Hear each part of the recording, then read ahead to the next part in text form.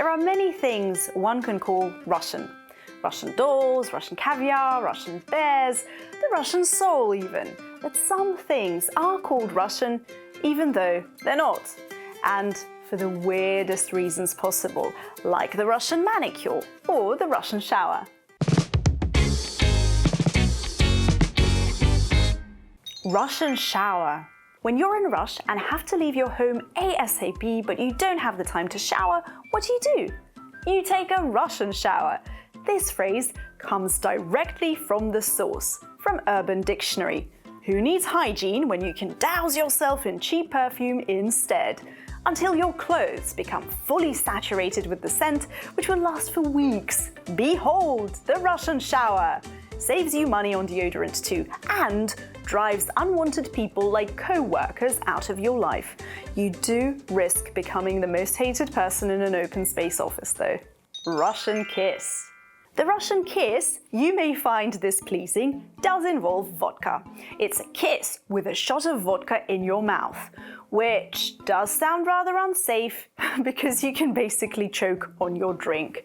And while I haven't tried it myself, my guess is it probably feels terrible. This actually might be the reason why it's known as Russian. After all, most of the world denies us any common sense and thinks that this is how we spend our free time. Russian breakfast. Urban Dictionary is a linguist's mecca for meta-idioms and, well, I certainly learned a lot putting all of this together, but I have to say that today we left all the sexy, raunchy content out of this video for you to explore on your own. But the Russian breakfast, definitely not sexy, and it fits right in with the doomer aesthetic that we talked about in our previous videos, remember? It's a cup of black coffee with a shot of vodka served with a cigarette as a side dish. It's very 90s heroin chic. The very opposite of what health-obsessed, social media-driven wellness culture teaches us these days. And again, it fits perfectly well with the image of a modern Russian in pop culture. Russian barbecue. Please, don't ever say Russian barbecue to us. Say shashlik instead, because those are totally different meals and no one can convince us otherwise. We don't really do steaks and meat patties in a gas grill. We have skewered and grilled meat over hot coals instead. And it's not the most original way of cooking meat. People in the Middle East and Asia have been making shish kebabs for centuries, and even the Russian word shashlik is of Turkic origin. But don't mistake kebabs for shashlik. They are quite a bit different. Shashlik is prepared over hot coal in an open mangal, a metal box on 4 legs. You can cut and marinate the meat the night before, allowing it to soak up flavors of your choice. You then put the meat on skewers, sometimes mixing it up with vegetables like onions or bell peppers. Then you start a fire or heat some coal, making sure that there will be enough, because otherwise the meat will burn on the outside, staying raw inside. Providing an even temperature is key. It is all about skill and experience, you see. I know how to cook a decent shashlik, but even I mess up from time to time. Just please, don't call it barbecue, it's shashlik. Russian manicure. The Russian beauty sector is by far one of the best in the world. There's simply nothing that can compare to the amazing quality and cheap prices for the exact same procedures here in Russia. This is why the first thing that Russian women do when they come home after living abroad is getting a decent mani-pedi. No one else does nails like Russians. Hear this. To be able to do a Russian manicure in, say, London, the nail artist has to go to schools in Russia. A Russian manicure is a type of manicure involving an electric file.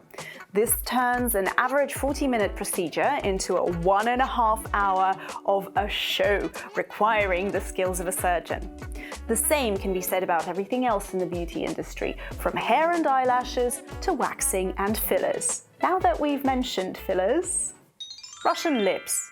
Not that long ago, there was a viral video about the so-called devil lips, a special filler technique that makes your lips look like this. I created the name. The method itself was created by chance. During a procedure, something went wrong, but then we realized that it was cool. People liked it. So actually, it was born out of a mistake. These are known abroad as Russian lips. Lips that are not plump or simply large, but more delicate. Like the ones on the Russian doll, with a prominent cupid's bow, which requires a special technique and training. Russians didn't invent manicure procedures or lip fillers, but took them to a whole new level, branding them Russian for quality. Russian martial arts. Although there are a number of martial arts styles of Russian origin, Sambo is definitely king.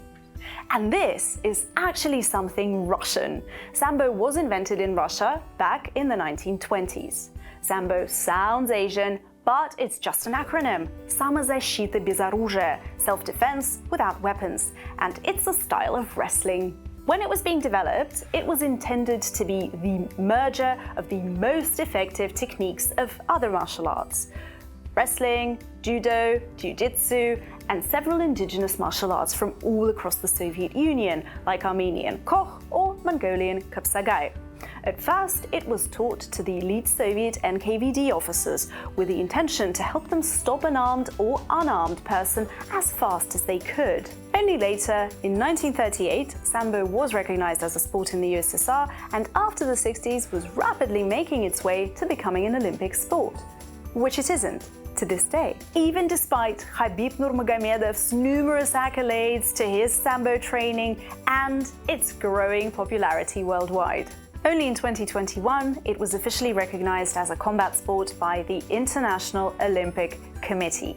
This isn't a guarantee of the inclusion of it into the next Olympic Games, but it's definitely a huge step. So here's hope that we will see Sambo competitors at the 2028 Olympics. Some people know Russian driving from memes about Uber tanks or from YouTube compilations about our crazy driving skills. But apparently Russian taxi drivers are well loved abroad. They're fast and they don't chat, which immediately makes them very popular with younger passengers and spikes their ratings. Check out this tweet. I asked my Lyft driver to drive as fast as he comfortably could, and he just said, "I'm from Russia, and now I feel that we're about to break the sound barrier." 5 stars.